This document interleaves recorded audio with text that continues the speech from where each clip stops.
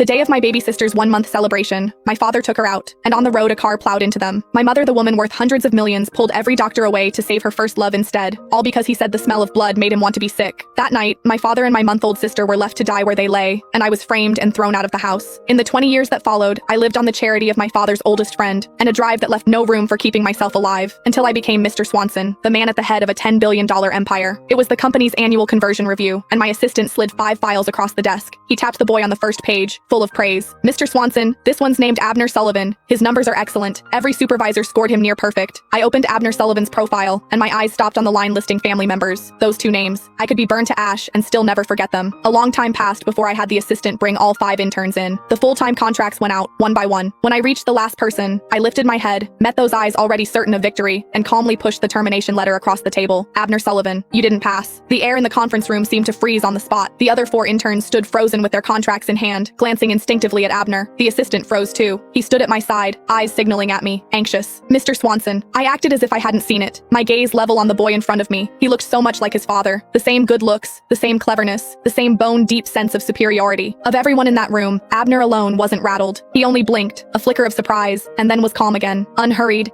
he opened the folder he'd brought and spread its contents flat on the table. "Mr. Swanson, I've interned at your company for 3 months. I handled 4 projects, 2 of them on my own. Client renewal rate, 100%. His tone was even, neither groveling nor brash, every point in order. 2 straight quarters of top marks on the reviews. My numbers are the highest of any intern in my cohort." He finished, paused, then raised his eyes to me. "That puts me first out of everyone who started when I did. If you're cutting me, you owe me a reason." His chin tipped up slightly as he said it. No hurt in his eyes, only the held-down composure of someone who'd just been offended. I leaned back in my chair and looked at him, and let a long silence run before I answered. "There's no reason." Abner's face stiffened. "This is my company. I want to let you go. It's that simple." A crack finally showed in his expression. His color shifted, but he recovered fast and gave a cold little laugh. "Mr. Swanson, this is workplace bullying." He shut the folder, his voice dropping cold. "If word of this got out, it might do some damage to your company's reputation." I smiled. "I'm not bullying you." I held his eyes, not a trace of expression on my face. "If this feels like bullying to you, maybe that's your problem. People who are actually good never think they're being targeted. Only the guilty do." That landed, and Abner's face changed completely. I'd finally gotten under his skin. That was when the assistant leaned in close, dropping his voice at my ear. "Mr. Swanson, why don't you reconsider? This young man really did perform exceptionally during his internship, and the board ran a check on him. His mother runs the Sullivan Group. She's K. Sullivan." I raised a hand to cut him off and turned to Abner Sullivan. "That's your mother, isn't she?" He blinked, then lifted his chin, suddenly proud, as if the name itself made him worth more. "So Mr. Swanson has heard of my mother." There was no hiding the confidence in his voice. "Then you already understand. Keep me on, and someday there could be a partnership between your company and the Sullivan Group." He said it easily, certain of himself. After all, 20 years on, the Sullivan Group was a long way from its glory days, but it still stood at a height ordinary companies could only stare up at. "No need." His face froze. "I don't want anything from the Sullivans." I held the